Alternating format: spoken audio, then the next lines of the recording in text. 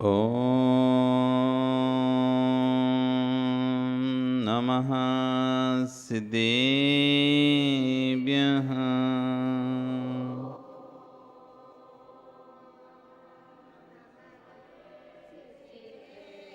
ॐ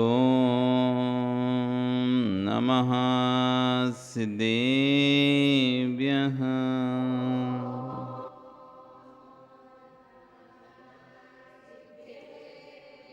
ॐ नमः सिद्धेभ्यः।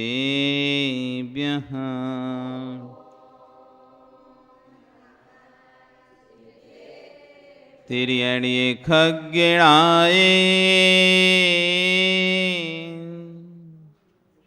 रोतारी मोय सैर सिर डिव्यो आयरी राऊ पसियो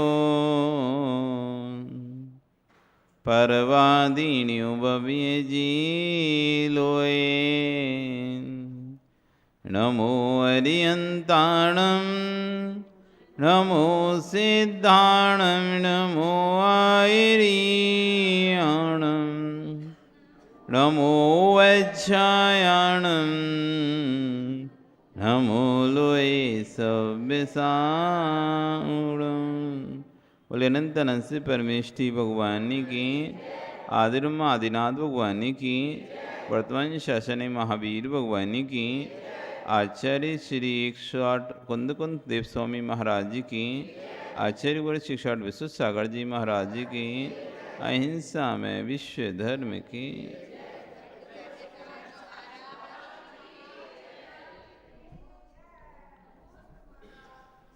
भवबंधु,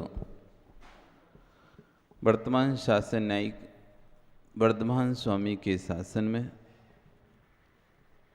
शांति प्रभु की चरण निश्रा में बैठकर हम सभी यहाँ पर जिन देशना का श्रवण कर रहे हैं। कल विषय चल रहा था शब्द भ्रम और भाव भ्रम। शब्द भ्रम और भाव भ्रम जो हम जिनवाणी में पढ़ते हैं, जो ग्रंथों का स्वाध्याय करते हैं, ये तो शब्द भ्रम में है। शब्द भ्रम से कल्याण नहीं होगा जब तक भाव भ्रम प्रकट नहीं होगा। शब्द भ्रम से कल्याण नहीं होगा जब तक भाव भ्रम प्रकट नहीं होगा। इस शब्द भ्रम भाव भ्रम को प्रकट करने का साधन है। जिनवाणी क्यों सुनते हैं हम? जिनवाणी सुनने से कल्याण नहीं होगा। कोई सोचे कि जिनवाणी सुनने से कल्याण हो जाएगा, तो जिनवाणी सुनने से कल्याण नहीं होगा। जिनवाणी सुनकर यदि हमने भाव भ्रम को प्रकट नहीं किया, शब्दों को सुनकर वैसे परिणाम नहीं लाए, तो ये शब्द क्या करेंगे? शब्द तो जड़ हैं। शब्दो बंदो थूलो सुमो थनठान भेद तम छाया उज्जोदादव सैया पुद्गल दब्बस पर जाया।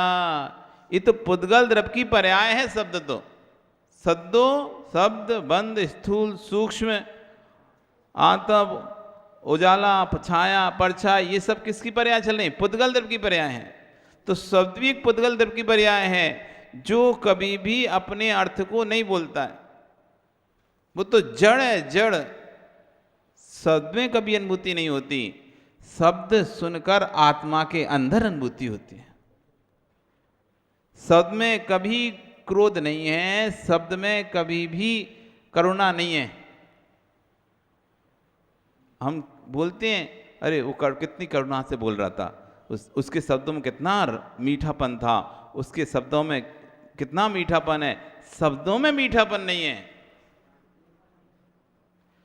हम कहते हैं कितना मीठा बोलता है, उसके शब्द कितने मीठे निकलते हैं। शब्दों में मीठापन नहीं था। शब्द तो जड़ हैं,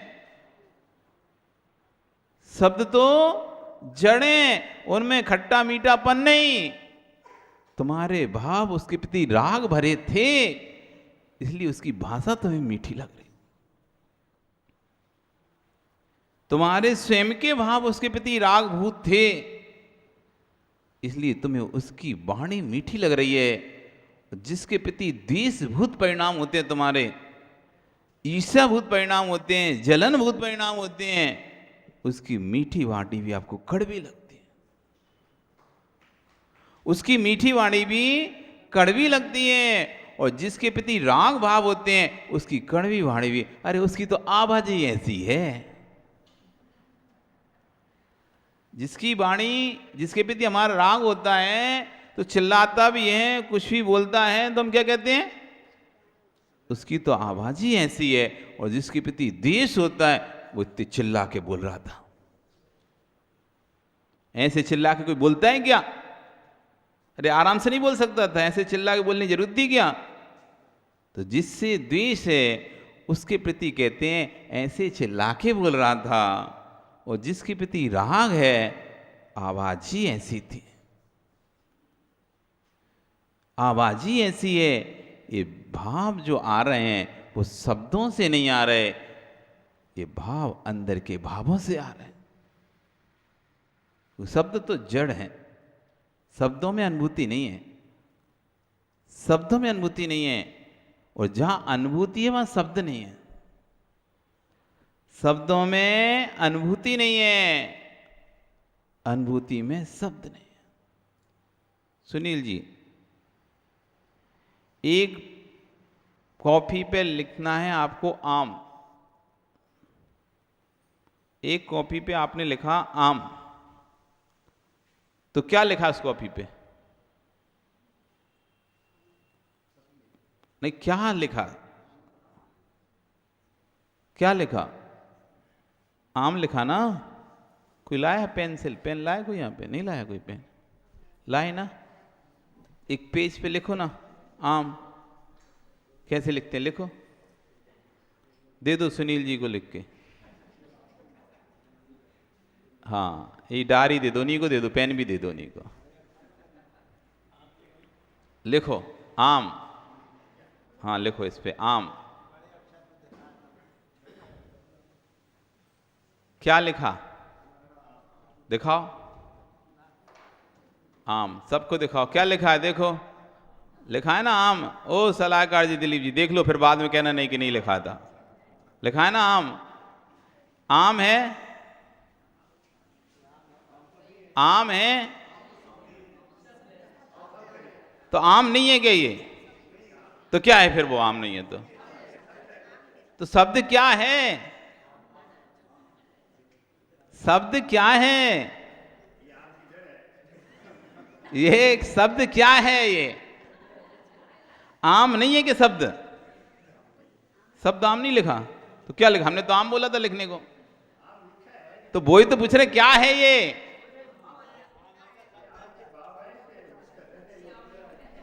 अरे लिखा क्या है आपने? आम। क्या लिखा है? आम। क्या लिखा है? आम। ये आम है क्या? ये आम नहीं है क्या? फिर क्या पढ़ोगे इसे? आम नहीं है तो? अरे लिखा हुआ तो क्या पढ़ोगे इसे लिखा हुए को? तो वही तो पूछ रहे, ये आम है क्या? ये आम नहीं है क्या? तो फिर क्या लिखा है? फिर आम नहीं है तो क्या लिखा है डायरी में तुम्हारे में? तो क्या, कौन सा शब्द है? आम है ना? तो आम स्वीकार नहीं करते कैसे? लिखा हुआ आम नहीं लिखा क्या? हाँ, तो आम है कि नहीं है?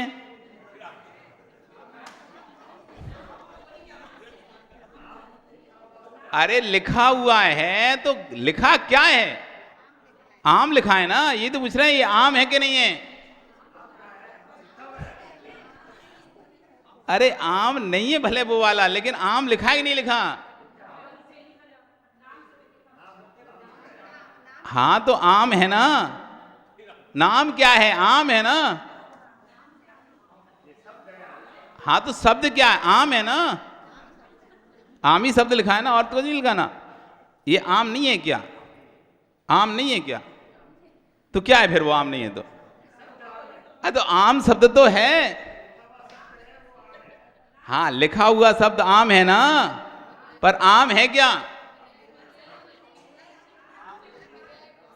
आम है क्या? नहीं है, लेकिन फिर भी आम लिखा है कि नहीं लिखा?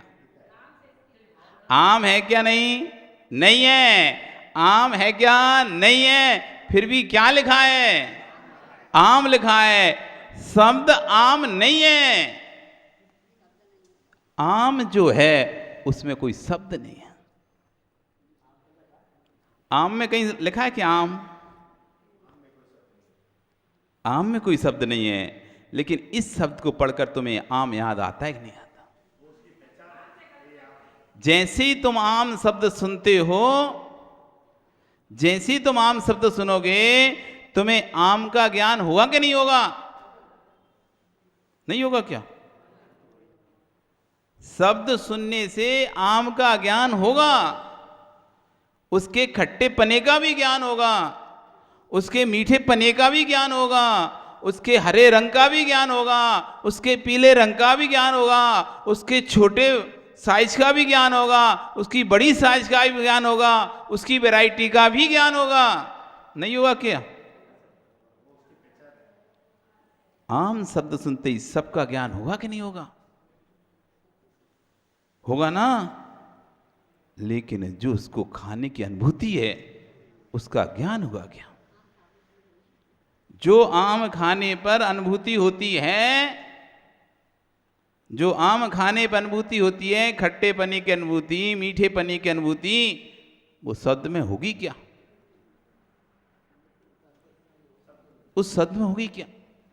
और जिसमें अनुभूति हो रही है उसमें आम शब्द लिखा है क्या? शब्द तो जड़ है, इसमें अनुभूति नहीं है। और जिसमें अनुभूति है आम में, उसमें शब्द नहीं है। जिस आम में अनुभूति है, ऐसी जिनवाणी, ये तो शब्द है, शब्द। आनंद, ये शब्द है आनंद, लेकिन जो आनंद है उसमें आनंद नाम का शब्द नहीं है। समझ में आ रहा है ना? जो आनंद है, अरे हमें बहुत आनंद आ रहा है, बहुत आनंद आ रहा है, ये शब्द, शब्द जो है आनंद, उसमें आनंद किंचित भी नहीं है। जो आनंद है उसे शब्दों से बोल नहीं सकते।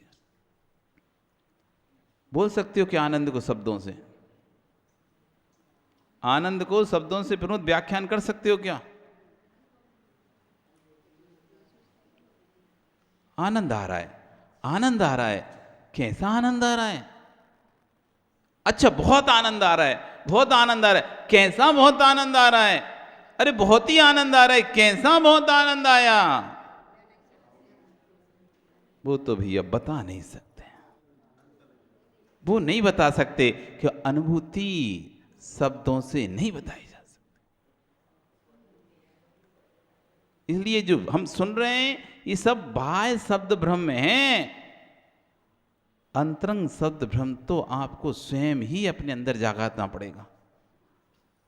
ये बाहर का शब्द भ्रम निमित्त हो सकता है, लेकिन उपादान आपको स्वयं जागृत करना पड़ेगा। एक माँ जब साड़ी लेकर आती हो नई, आचार्य लिख रहे हैं, एक उदाहरण के बाद समझा रहे हैं, जब घर में किसी की नई साड़ी आती है तो आप सब ओर से निहारती हो, कहीं से फटी तो नहीं है, कहीं से धागा तो नहीं निकला, छोटी तो नहीं है, कलर कैसा है, कपड़ा कैसा है, सब देखते नहीं देखते? क्या क्या देखते हो?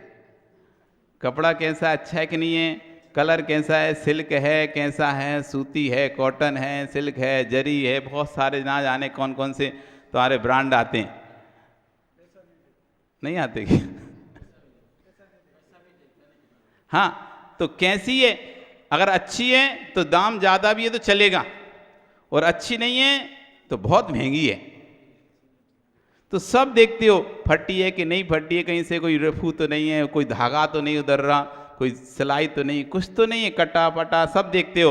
तो कह रहे हैं जैसे कोई नई साड़ी घर में लेके आते हो तो सब ओर से निहारते हो, कैसा रंग है, कैसा कपड़ा है, कितना पैसे का आया, कितना भाव है उसका। ऐसे ही हे माँ, अपने आप को भी निहारना कि कैसी परिणति चल रही है। जैसे नया कपड़ा लाने पर उस सब जगह से देखते हो ऐसे अपने परिणामों को सब जगह से देखा करो, कैसे परिणाम चले, कौन से रंग की कसाय चल रही है, कौन से रंग की लेस्या चल रही है, कृष्ण चल रही है, नील चल रही है, कापोत चल रही है, पीच चल रही है, पदम चल रही है, शुक्ल लेस्या चल रही है, कौन से रंग के परिणाम चल रहे हैं मेरे।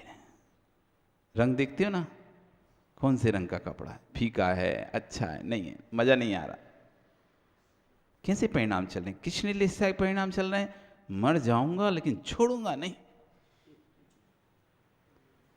मर जाऊंगा लेकिन छोड़ूंगा नहीं। वो चींटी एक बार शरीर के अंदर घुस जाती, कभी आपको काटी नहीं होगी, लेकिन एक लाल चींटी होती, लाल चींटी बारीक वाली, चलते चलते शरीर के अंदर घुस जाती, काटने लगती है, और मुंह फंसा लेती अपना, वो मुंह फंसा लेती अंदर, खाल के अंदर टूट जाएगी, दो टुकड़े हो जाएंगे उसके, छोड़ती नहीं है। पर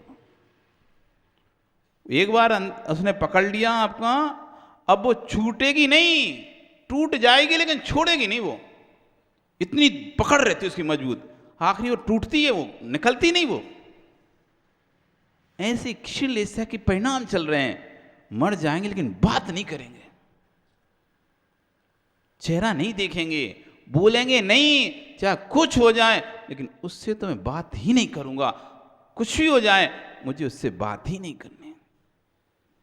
ऐसे तीव्र कलुषित परिणाम चल रहे हैं, कितना भी पैसा खर्चा हो जाए, अब तो मैं उसे बता के रहूंगा मैं कौन हूं, कितना भी धन खर्चा हो जाए, अब तो मैं उसे बता के रहूंगा तुमने किससे पंगा लिया है, तुमने अच्छा नहीं किया मुझसे पंगा लेके। अब संपत्ति बिक जाए, धन चला जाए, लेकिन वो कसाय नहीं छोड़ रहा, संपत्ति चली जाए, धन चला जाए, लेकिन कसाय नहीं छोड़ रहा। ऐसे परिणाम चल रहे हैं, ये तीव्र कृष्ण लेस्या के परिणाम चल रहे हैं, काले परिणाम, एकदम खोटे परिणाम। कुछ भी हो जाए मैं काम तो करने नहीं दूंगा, ये काम तो मैं बनने नहीं दूंगा, मेरे जीते जीतों में काम होने नहीं दूंगा। करके देख लो तुम, ऐसे तीव्र कसाय के परिणाम बांधकर जी बैठा हुआ है, ये कृष्ण लेस्या के परिणाम चल रहे हैं। देखो अपने परिणामों को, कैसे परिणाम चलते हैं, काले चल रहे हैं, नीले चल रहे हैं, कापोत कबूतर के भांति चितकबरे चल रहे हैं, पीत पीले कलर के पीत लेस्या के परिणाम चल रहे हैं, पद्म लेस्या के लाल रंग के परिणाम चल रहे हैं, अथवा श्वेत धवल रंग की, सबकी अलग अलग पर्याय बताई हैं। एक चित्र के माध्यम से जब वो कृष्ण लेस्याओं का चित्र दर्शन किया जाता है तो 6 लोगों को खड़ा कर दिया जाता है और एक पेड़ से आम तोड़ना होता है सबको, एक आम की आवश्यकता है, एक आम की आवश्यकता है, 6 लोग आम लेने के लिए जाते हैं, 6 लोग आम लेने के लिए जाते हैं, एक कुल्हाड़ी लेकर जाता है, 3 लोग कुल्हाड़ी लेकर जा रहे हैं, 3 लोग बिना कुल्हाड़ी के जा रहे हैं, 3 लोग कुल्हाड़ी लेकर जाते हैं, 3 लोग बिना कुल्हाड़ी लेकर जा रहे हैं। आम चाहिए एक, 6 लोगों को भेजा है, जाओ आम लेकर आना है, एक कुल्हाड़ी लेकर जाता है, पेड़ ही काट ले रहा है, पूरा आम का पेड़ ही गिरा दे रहा है, और वो पेड़ की जड़ से काटना शुरू कर रहा है। ये पहला कृष्ण लेस्या वाला जीव है, जो चीज को जड़ से ही खत्म करने की कोशिश करता है, पेड़ को जड़ से काट रहा है। दूसरा सोचता है पेड़ को क्यों काटना, मोटा तना गिरा दे रहे, उसमें आम है, तोड़ लेंगे एक आम, फिर गिर जाएगा नीचे, वो तने को काट रहा है। ये नील लेस्या वाले जीव के परिणाम है। जिसने किया था उससे, एक तो कह रहा है मैं पूरे घर से बदला लूंगा, किसी एक ने किया है उससे बदला नहीं, पूरे घर से बदला लूंगा, ये कृष्ण लेस्या परिणाम होगा। जब अकमनाचार्य आदि 700 मिराज उपसर्ग होना था तो बलि, प्रहा, नमुची और ये 4 मंत्री जब निकले थे उनका अपमान हो गया तो निकले थे, तो पहले कृष्ण लेस्या के परिणाम से निकले थे। सभी को मारेंगे हम, जितने 700 मिराज हैं सबको मार देंगे। अपमान तो एक ने किया था, एक से वाद विवाद हुआ था, एक से संवाद हुआ था, तो लड़ाई तो एक से थी, बाकी सब तो शांत थे, लेकिन भाव क्या थे, एक को भी नहीं छोड़ेंगे, इनके कारण से हमारा अपमान हुआ। ये कृष्ण लेस्या वाले परिणाम लेके चले थे। और जैसे ही रास्ते में उन्होंने देखा मुनिराज को खड़े, अरे सुसागर यही है, इसने ही अपना अपमान किया था, चलो इसको ही मारेंगे अपन। उनने तो कुछ नहीं किया ना, बाकी लोगों ने तो अपना कुछ बिगाड़ा ही नहीं था, इसने ही अपना अपमान किया राजा के सामने, इसको ही मारेंगे। ऐसे वो कह रहा है कि अरे पेड़ से क्या काटना, पेड़ में एक तना काट ले रहे मोटा वाला। ये नील लेस्या का परिणाम। पहले तो था मैं इसके घर को बर्बाद करके रहूंगा, पूरे घर को नष्ट कर दूंगा, एक को भी खुशी से नहीं जीने दूंगा। ये कृष्ण लेस्या वाले परिणाम चल रहे थे। फिर आया नहीं नहीं, इसने मेरे से साथ लड़ाई की है, मैं इसको बर्बाद करूंगा, इसने मेरे को लड़ाई की है, मैं इसको बर्बाद करके रहूंगा, बिल्कुल नहीं छोड़ूंगा इसको, नस्तो नाबूद कर दूंगा इसको। ऐसे परिणाम ये नील लेस्या के परिणाम। हम तना ही काटेंगे, इसके तना काट के इसका जो है वृक्ष का वो फल लेंगे। फिर आते हैं नील के बाद कापोत लेस्या के परिणाम। तना क्या काटना, टहनी काट लो। जो मोटा तना था ना, उसके बाद उसमें जो टहनी लगी रहती हैं, शाखाएं उपशाखाएं निकली रहती हैं, एक शाखा काट लेते हैं। कापोत लेस्या के परिणाम। इसने मेरा घाटा किया था, जितने का इसने मेरा घाटा किया था उतने का मैं इसका घाटा करता हूं। बस कितने घाटा करना है, जितने का इसने मेरा घाटा किया है। पहले तो क्या, मैं पूरे परिवार को नहीं छोड़ूंगा, फिर मैं इस व्यक्ति को ही नहीं छोड़ूंगा। अब वो कह रहा है कि इसने मेरा जितना घाटा किया है उतना घाटा मैं इसका करूंगा। इसने मेरा 1 करोड़ का नुकसान किया है, मैं इसका भी 1-2 करोड़ का नुकसान करूंगा, 2 करोड़ का इसका नुकसान काटूंगा। पूरा नस्तनाव नहीं करना उसे, क्या करना है, 1 की जगह 2 का बदला ले रहा, बस जितना किया उससे थोड़ा सा ज्यादा करके बदला लेके अपनी आंख को शांत कर रहा है बदले की। एक कापोत लेस्या वाला परिणाम। कापोत लेस्या वाला जीव है कि मैं इसकी डेलियों को काटूंगा, पेड़ नहीं काटूंगा, तना नहीं काटूंगा, क्या काटूंगा, डगाल, जो डगाल लगी रहती ना जिसमें वो लगा रहता है, डगाल काटूंगा। अब तीसरा व्यक्ति आता है, हाथ में तो कुल्हाड़ी है ही नहीं उसके, तो उसको आम चाहिए। चौथा व्यक्ति आया, मुझे आम चाहिए, तो क्या करता है, इसका गुच्छा तोड़ ले रहे, गुच्छा लगा रहता ना, पूरा पूरा गुच्छा तोड़ ले रहे। उसमें से एक काम में जाए, गुच्छे लेके चलते हैं, जितना लगेगा लग जाएगा। उसने तो एक बोला था पर वो पूरा गुच्छा तोड़ के लेके जा रहा है। एक बोला था लेकिन क्या कर रहा है, वो गुच्छा तोड़ के लेके जा रहा है कि गुच्छा लेके छोड़ के चलते हैं।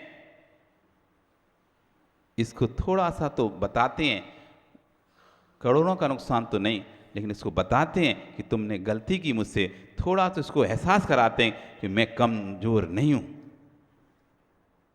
मैं कमजोर नहीं हूं, थोड़ा तो इसको एहसास कराऊंगा मैं। ये पीत लेस्या वाले के परिणाम है। इसको एहसास कराए बिना नहीं छोड़ूंगा मैं, इसको एहसास कराऊंगा कि तुमने, फिर भले माफ कर दूंगा वो विषय अलग है, लेकिन पहले इससे माफी मंगवाऊंगा मैं, तुमने गलत किया। ये पीत लेस्या के परिणाम है। अब 5वां व्यक्ति, एक आम मंगाया है, एक आम तोड़ ले रहे। जितने आम मंगाए हैं पूरा गुच्छा नहीं तोड़ रहा, क्या कर रहा है, पूरा गुच्छा नहीं तोड़ा, जितने आम मंगाए हैं उसमें से उतने आम तोड़कर लेके आ रहा है। ये 5वां, तुरंत तुमने थप्पड़ मारा, सुसनी थप्पड़ मार दी, हिसाब किताब निपटा, चलो,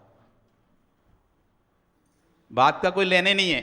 जितना मारा ना उतरी, तुरंत बाद में लेके गई नहीं घर जाके कि कुछ हुआ, इधर तुमने थप्पड़ दिया, उसने थप्पड़ मार दिया, इधर तुमने 4 बार सुनाई, उसने भी 4 बार सुनाई, हिसाब किताब कंप्लीट।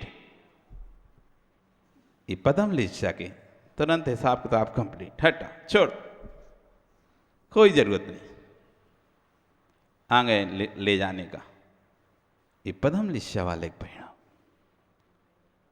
फिर आए शुक्ल लिशा वाले का। आम लेने गया है, जो आम जमीन पे गिर जाएगा मेरे पुण्य का, वो मैं ले लूंगा। मैं आम नहीं तोड़ूंगा, जो स्वतः ही अपने आप गिर गया होगा, जो स्वतः ही गिर गया होगा वो मुझे मिल जाएगा, तो मैं आम का उपयोग कर लूंगा। नहीं होगा अपने भाग में तो नहीं करेंगे। इस शुक्ल निश्चय वाले पहना,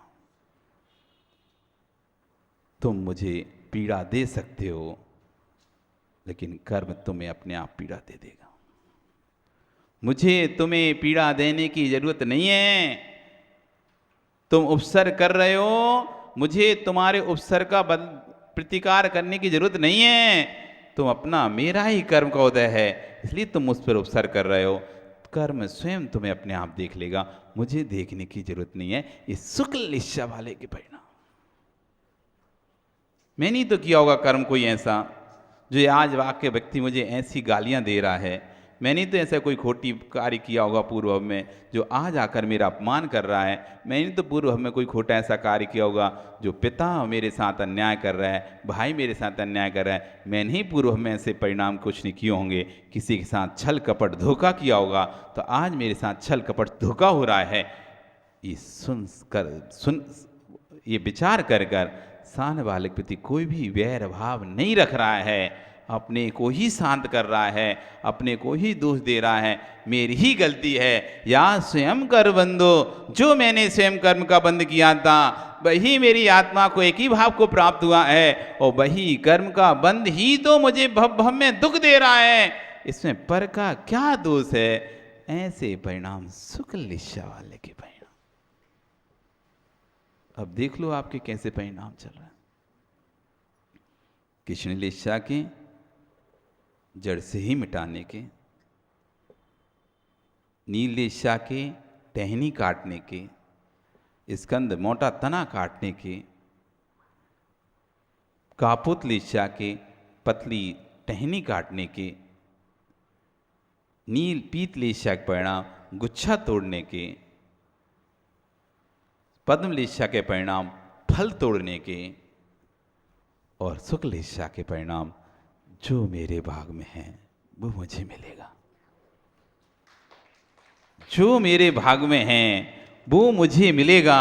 मेरे भाग्य का कहीं भी मुझसे दूर जाएगा नहीं, और जो मेरे भाग में है नहीं है वो मेरे पास आएगा नहीं। बिल्कुल आप विश्वास रखो। पहले भी आपको बताया था और आज भी आपको बता रहे हैं, 2 लोगों पर पूरा विश्वास रखो, एक भाग्य पर और एक भगवान पर। पहले ही बताया था, आज भी बता रहे हैं, यदि सच्चे सम्यक दृष्टि जीव हो, सच्चे भगवान के भक्त हो, तो 2 चीजों पर विश्वास सदैव रखो, अपने भगवान पर और अपने भाग पर। वीतरागी भगवान से बढ़कर कोई भगवान नहीं। वीतरागी प्रभु से बढ़कर चाहे कोई कितने भी चमत्कार दिखा दे, कितने भी कुछ भी दिखा दे, लेकिन वीतराग प्रभु से बढ़कर कोई भी प्रभु नहीं है। इस बात पर अगाध श्रद्धा रखो, रेवती रानी के जैसा,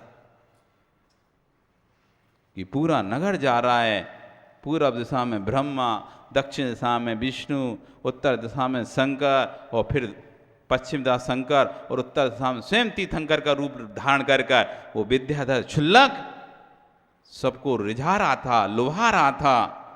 लेकिन तब भी रेवती रानी नहीं।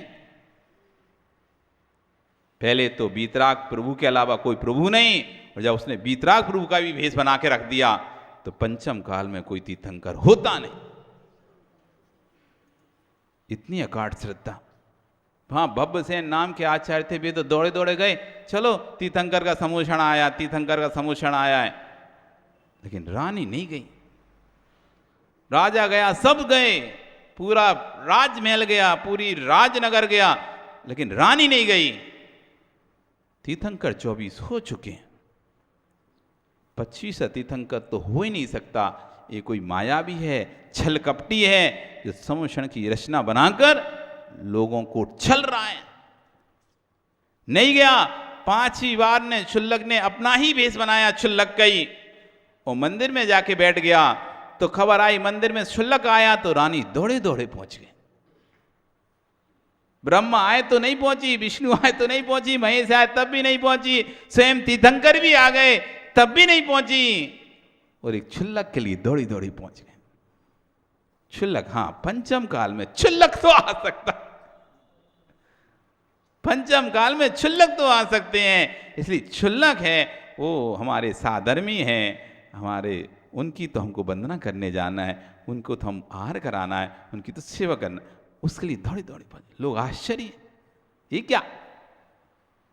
तब वो क्षुल्लक कहते हैं हमारे गुरुजी ने ऐसे आपको आशीर्वाद नहीं दिया, वो जानते हैं आप अपूर्ण अंग में दृढ़ हो, आपके अंदर कोई मूर्ता नहीं है कि भेड़ चाल चल रहे हैं, सब चले सो हम भी, सब चले सो हम भी। नहीं, सत्य के पीछे हम, भीड़ के पीछे नहीं। हो सकता है सत्य के साथ भीड़ ना हो सकता है सुनील जी सत्य के साथ ताम झाम ना हो,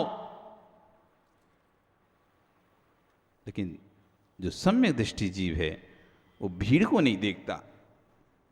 भीड़ सत्य की पहचान नहीं है कि बहुत सारे लोग किसी के पास आ रहे हैं तो वही सत्य है, लाखों की करोड़ों की जनता जिसके पंडाल में बैठी हो वो सत्य है, और जिसके प्रवचन में 2 लोग हों वह सत्य है।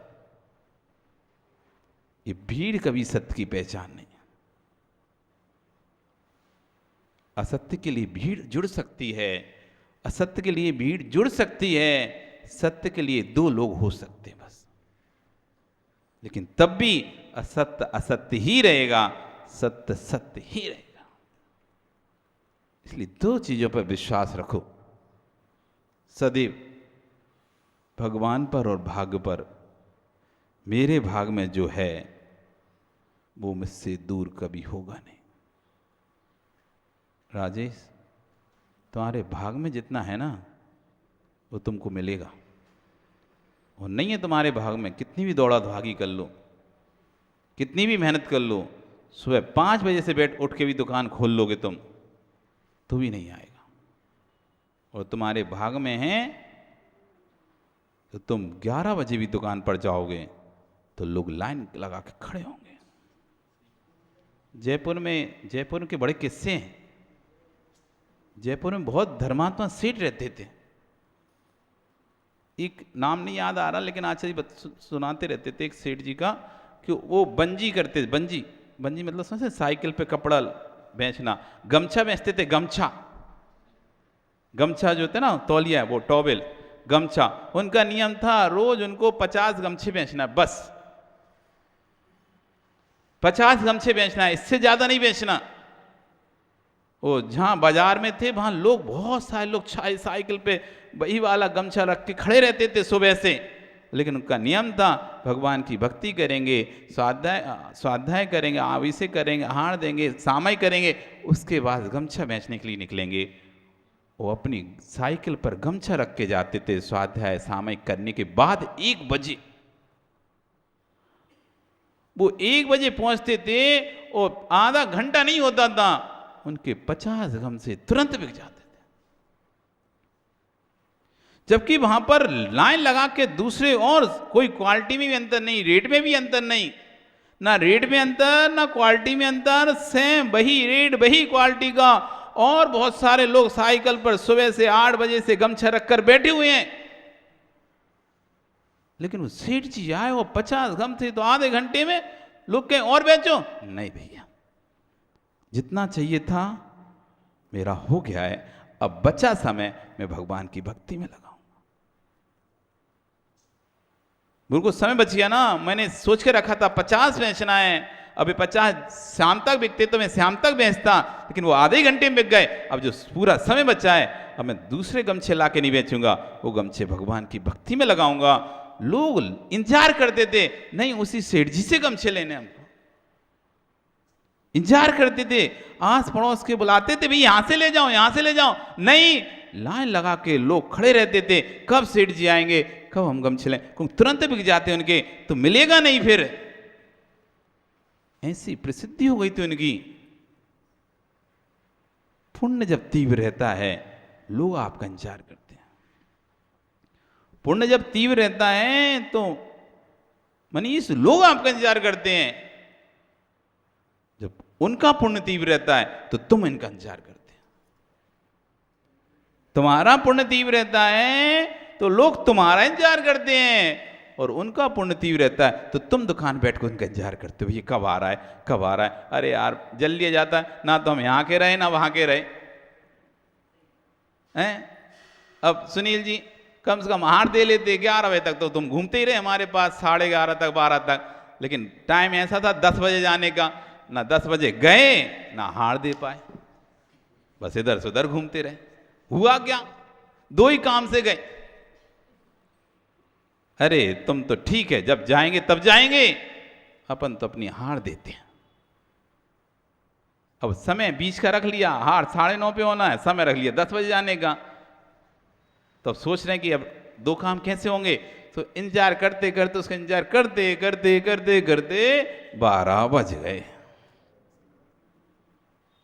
ना इधर हार दे पाए, ना जा पाए, ना शांति से खाना खा पाए, कछु ही नहीं कर पाए, सब तरफ से गए, फिर दिन भर भूखे सोते, वो परेशानी अलग।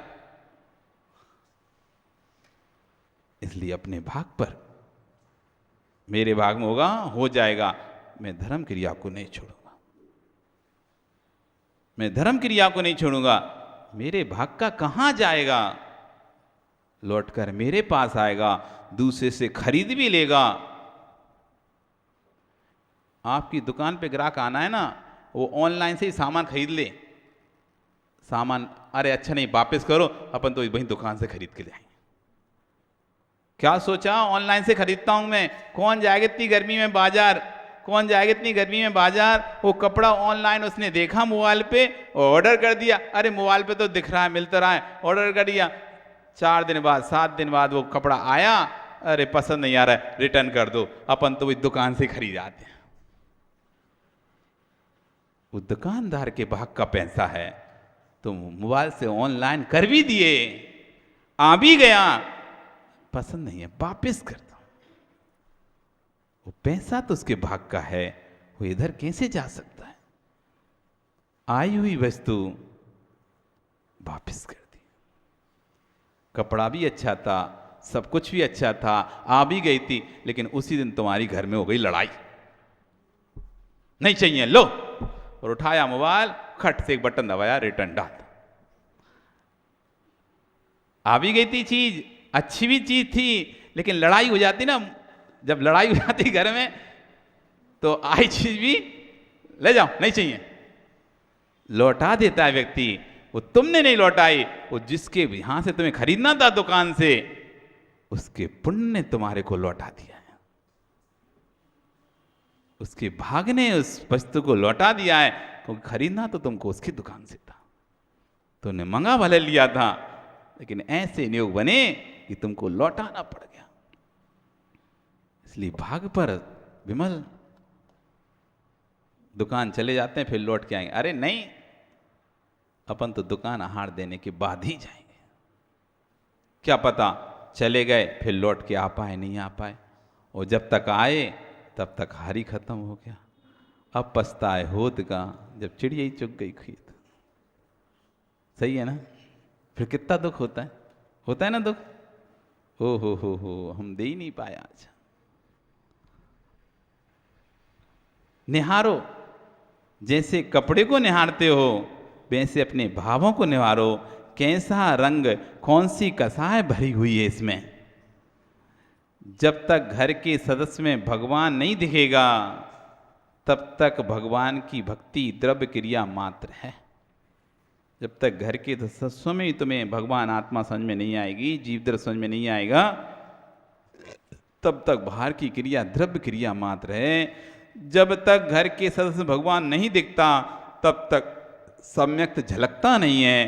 पर्याय दृष्टि से अपना संबंध स्वीकारना, द्रव्य दृष्टि तो है, तेरा संबंधी नहीं है तो जीव द्रव्य है। जो घर में रह रहा है वो तो जीव द्रव्य है। पर्याय दृष्टि से पत्नी हो सकती है, पर्याय दृष्टि पति हो सकता है, लेकिन द्रव्य दृष्टि से तो तुम भी स्वतंत्र जीव हो, वो भी स्वतंत्र जीव है। इस पर्याय में रिश्ता बंधा है, रिश्ता है नहीं है तुम्हारा। जैसे पर की वस्तु पर दिखती है, ऐसे ही तुझे जिस दिन अपनी वस्तु पर दिखने लगेगी उस दिन समझना कि तुझे जैनत्व प्रकट हो गया है।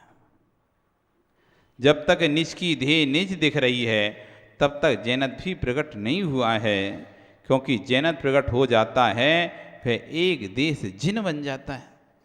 जिस दिन ये बोध हो जाता है उस दिन कह रहे हैं एक देश भगवान बन जाता है। वो एक देश भगवान, भगवान संज्ञा मिल जाती है उस दिन श्रावक को। एक देश जिन, सम्यक दृष्टि श्रावक एक देश जिन होता है।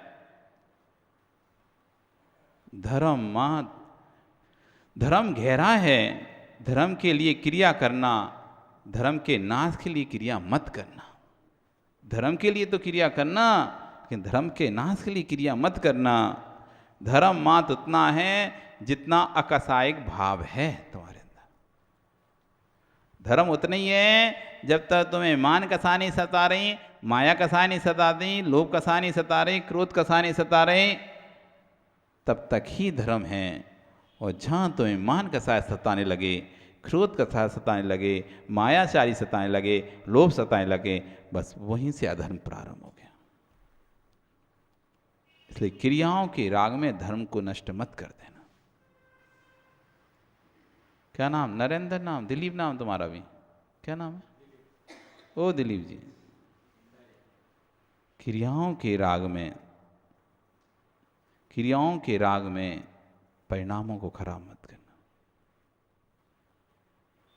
हमें ऐसा ही करना है, नहीं, जैसा हो रहा है हम उसमें सहयोग कर लेंगे। जैसा हो रहा है उसमें सहयोग कर दूंगा, मुझे ऐसा ही करना है। ये जिद पकड़कर अपने कसायों को खराब, परिणामों को खराब मत करना, क्योंकि कसायों में धर्म है ही नहीं है। कसाय में धर्म नहीं है, अकसाय भाव में धर्म है। और जहां कासायिक भाव का जन्म हुआ है वहां पाप ही है, पाप ही है। किसी ने 2 मिनट पहले चढ़ा दिया, 2 मिनट पहले अर्घ चढ़ा दिया, आप लेट हो गए, तुमने हमारे से पहले चढ़ा दिया, इंतजार नहीं किया, अब फिर से चढ़ाएंगे। वो कह रहे भाई चढ़ तो गया, अब काहे को चढ़ा? नहीं, हम चढ़ाएंगे, तुमने चढ़ा लिया ना हमसे पहले, और हम चढ़ाएंगे। अब भैया और दूसरी प्रक्रिया आगे होनी थी, लेकिन उस चक्कर में वो प्रक्रिया लेट हो रही हैं, कसायिक भाव आ गया, तुमने चढ़ा लिया अब हम चढ़ाएंगे। चढ़ा तो अर्घी रहे थे, लेकिन अंदर से भाव आ गया तुमने पहले कर लिया अब हम करेंगे। होना लेट होना तो होने दो लेट। अंदर कसायिक भाव जाग गया है। कर तो क्रिया ही रहा है, अच्छी क्रिया के लिए कर रहा है, लेकिन ठीक है चढ़ा दिया, कोई बात नहीं, अब मैं हाथ जोड़ लेता हूं, अब मैं हाथ जोड़ लेता हूं। क्यों? गलती मेरी है, मैं ही तो लेट आया था। गलती तुम्हारी नहीं है, तुम तो समय पे ही चढ़ाए, लेट मैं आया, कोई बात नहीं, कल से जल्दी आऊंगा। ओम शांति। धर्म अकसायिक भाव है, कसाय भाव धर्म है। कोई आहार दे रहा, ऐसा करते हो तुम, वैसा करते हो, और तुम उसको आहार में ठोक दिए। वो आहार देते देते उसके परिणाम खराब हो गए और आपके ही परिणाम खराब हो गए। आपके ही परिणाम कर रहे, अरे तुम ऐसा करते हो, तुम वैसा करते हो, तुम ये पहनते हो, तुम वो करते हो, तुम ये लगाए हो, तुम वो लगाए हो। अरे भैया कसाई भाव नहीं करो, सामने वाले को शांति से भक्ति करने दो। फिर प्यार से उसको बताओ। और दूसरा, एक बार बता दो और फिर भी कोई ना समझे तब ठीक है, उसका पुण्य उसका पाप, उसका पुण्य उसका पाप। लेकिन हम उसके चक्कर, देखो तो कितनी बार तो उसको हम समझा दिए, मानती नहीं है। हम दूसरों से कह रहे हैं और अंदर कसाय भाव कर रहे हैं। उससे कहाँ नहीं माना साने वाला। अब हम जो भी मिलता है, अरे देखो ऐसा कर रहे, देखो तुम दिखाएं दिखाएं देखो। अब ये कसाय भाव चल रहा है हमारा, ये धर्म नहीं चल रहा, अब हमारा पाप चल रहा है। पुण्य नहीं चल रहा वो हमारा, आहार देते समय भक्ति करते समय पुण्य नहीं चल रहा, ये पाप चल रहा है। देखो अभी आ गया, अभी देखो ये कहां खड़ा होता है, देखना तुम दिखाते हैं हम, देखो बहुत गहरा है जैन दर्शन। धर्म मात्र उतना है जितना कासायिक भाव है, और जहां कासायिक भाव का जन्म हुआ वह पाप है। आप मीठी भाषा बोलने जानते हो राजेश, क्या बोलते हैं, क्या करूं महाराज गृहस्थ हैं, अब गृहस्थी में तो महाराज ये सब होता है। तो आचार्य आज तुम्हारे प्रश्न का उत्तर दे रहे हैं, मीठी भाषा बोलते हैं, क्या करूं महाराज गृहस्थ हूं, भाव तो आते ही हैं। हे ज्ञानी, गृहस्थ होने से भाव नहीं आते, ये कसाय से भाव आते हैं। ये तुम्हारी लोभ कसाय है जो तुमको आने नहीं दे रहे। यहां पर गृहस्थ हो इसलिए नहीं आ रहे, इसलिए नहीं आ पा रहे। ये गलत भाषा निकाल दो, गृहस्थ हैं इसलिए महाराज निकल नहीं पाते घर से, गृहस्थ इसलिए महाराज दुकान से फुर्सत नहीं मिल पाती। ये तुम्हारी लोभ कसाय है इसलिए तुम्हें फुर्सत नहीं मिल पाती। गृहस्थ तो बहुत लोग हैं, और गृहस्थ यदि बहाना हो जाएगा कि गृहस्थ हैं इसलिए नहीं निकल पाते, और जो निकले हैं क्या वो गृहस्थ नहीं थे क्या? गृहस्थ थे इससे तो निकले हैं। यदि गृहस्थ होना समय का नहीं मिलता, गृहस्थ हैं इसलिए समय नहीं मिलता, यदि ये कहते हो तो जिन जिनको समय मिल रहा है वो गृहस्थ नहीं है क्या? वो गृहस्थ हैं, वो भी गृहस्थ हैं। गृहस्थ होना और कसाय का आना, आपने तथोत्पत्ति अनुत्थानुपत्ति लगा दिया। हे ज्ञानी, वीतरागता की अनुत्पत्ति हो जाएगी, फिर कोई वीतराग बन ही नहीं पाएगा। यदि गृहस्थ होने से राग उत्पन्न होता है, गृहस्थ होने से राग उत्पन्न होता है, गृहस्थ होने से राग उत्पन्न होता है, तो फिर कभी कोई वीतराग हो ही नहीं पाएगा, क्योंकि जो भी पैदा होता है वो गृहस्थी होता है सबसे पहले। कोई मुनि पैदा नहीं होता, जो भी पैदा होगा वो कौन होगा? तीर्थंकर भी पैदा होंगे तो गृहस्थी पैदा होंगे। यदि गृहस्थी के कारण से आप नहीं निकल पा रहे, गृहस्थ हैं इसलिए नहीं छूटता राग, तो कभी कोई वीतरागी बन ही नहीं पाएगा। वैरागियों को वैराग होता है कि रागियों को वैराग होता है? बोलो राजेश, वैरागियों को वैराग होगा कि रागियों को वैराग होगा? हैं माता, किसको पीसते? आटा पीसते हो नहीं पूछते? कौन कौन आटा पीसता है? बाल बोलते क्या हो? आटा पिसाला, क्या बोलते हो? क्या बोलते हो? आटा पिसा लाओ, आटा पीसना है। अरे पिसे को कौन पीसता है? और आटा है ही तो फिर किसको पिसाना है? आटा पिसा लाओ। क्या सुनील, तुम्हारी देवी क्या बोलती है? क्यों? घर में चक्की है ना,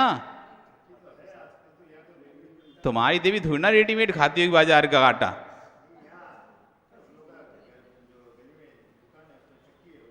हाँ, तो पिसाने जाना पड़ता है कि वही घर आके पीस जाता है? हैं? वो पीस के तो देता है, उसको कौन लेके जाता है वहां तक गेहूं? वो क्या पीस के देता है? आटा पीस के देता है कि गेहूं पीस के देता है? वही तो पूछ रहे तुमसे हम। कि आटा पीस के देता है, और तुम कहते क्या हो, उसने आटा पीस के दिया। अरे महाराज वो है, वही आटा पीस के दे देता है। क्या दे देता है वो हमको? अभी प्रमोद जी क्या बोले, क्या बोले थे? आटा पीसे। जब आटा है ही तो उसे क्या पीसना है? आटा है ही तो उसे पीसना क्या है? आटे को नहीं पीसा जाता, गेहूं को पीसा जाता है। बैरागी है ही तो फिर काय का बैराग? बैरागी को बैराग नहीं होता, रागियों को ही बैराग होता है। राजेश, गृहस्थी ही मुनि बनता है, मुनि मुनि नहीं बनता है। कौन बनता है?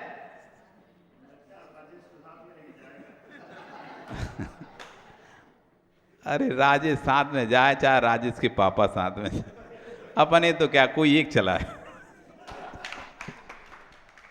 अपने तो एक से मतलब है। हाँ, अपने ज्यादा लालच नहीं है कि दो ही चले। वो तो उसके पापा होते तो कहते थे हो चलो कल ही चलते हैं। वो तो बोल ही गए थे महाराज जब तक मैं हूं तो प्रवचन ही मत करो आप, प्रवचन नहीं करना। नहीं क्यों? कि हमें अभी घर छोड़ना पड़ेगा। अच्छी बात है? ओहो, आपका समय हो गया। कल फिर आओगे? पर्याय रही तो कल यहाँ पे और आचार्यवन कहेंगे बैरागियों को बैराग नहीं, रागियों को बैराग होता है। इस बात को और आगे बढ़ाते हुए आगे बताएंगे कि गृहस्थ रहते हुए कैसे व्यक्ति राग को कम करता है, गृहस्थ में रहते हुए कैसे व्यक्ति वीतराग मार्ग की ओर बढ़ता है, इसकी चर्चा करेंगे। बोली भगवान महावीर स्वामी की जिरवाणी के।